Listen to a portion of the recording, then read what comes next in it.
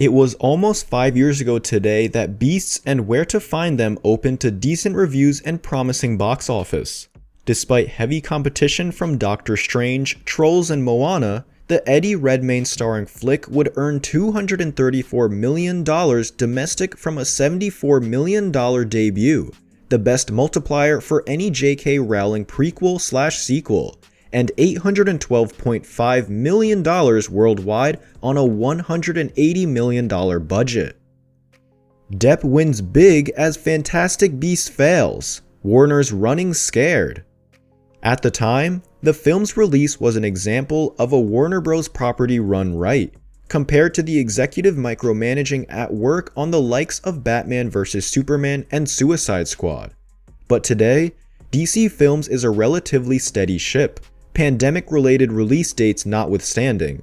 Lego is over at Universal, and J.K. Rowling's Wizarding World is the brand that's in peril. And now Warner Bros. Has requested and received Johnny Depp's resignation from the series. The initial announcement that Depp would be participating as the 5-part franchise's main baddie, Gellert Grindelwald, was mired in controversy as the news came 5 months after Depp had been publicly accused of domestic abuse by his former wife, actress Amber Heard.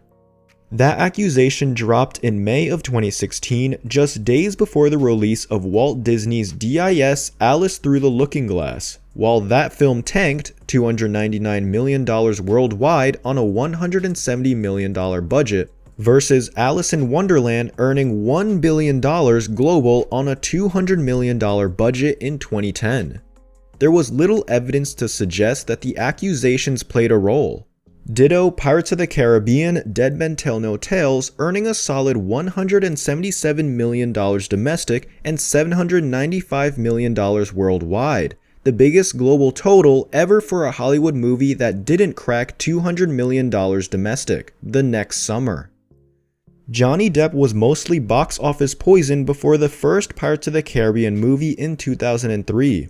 And there was little evidence that the critical darling was much of a draw outside of Jack Sparrow sequels and Tim Burton directed fantasy flicks, Sleepy Hollow, Charlie and the Chocolate Factory, and Alice in Wonderland. And to be clear, it's not like films like What's Eating Gilbert Grape, Dead Man, or Don Juan DeMarco were meant to be huge box office hits, and Depp presumably never cared about that kind of stardom. Save for Michael Mann's Public Enemies, co-starring Christian Bale, which earned $214 million on a $100 million budget in 2009. Most of Depp's star vehicles, Mordecai, Black Mass, The Lone Ranger, Transcendence, etc., were commercial catastrophes. Depp was hired for Fantastic Beasts as an added value/prestige element. The overseas strength of both Fantastic Beasts and the Pirates of the Caribbean movies show that Depp has some value when encased in a safe franchise outside of North America. Is it possible that the loss of Depp as the main baddie will negatively impact the global reception of Fantastic Beasts 3? Perhaps, but the UK court ruling frankly left Warner Bros. With little choice, especially as DC Films is flying high partially thanks to Aquaman, co-starring Amber Heard.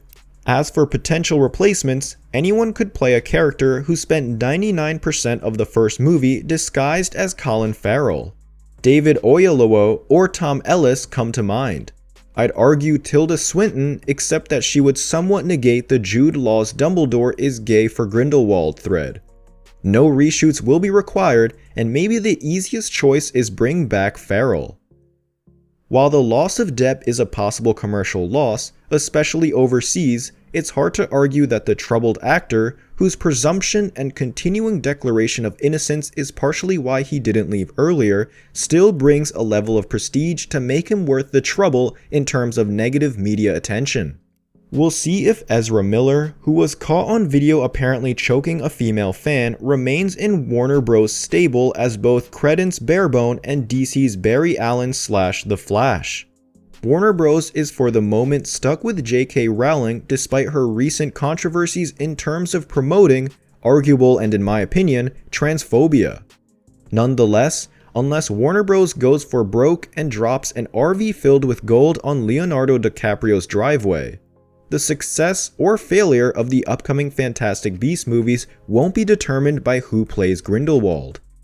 Fantastic Beasts: The Crimes of Grindelwald took a nosedive in North America, earning just $155 million along the $655 million worldwide on a $200 million budget.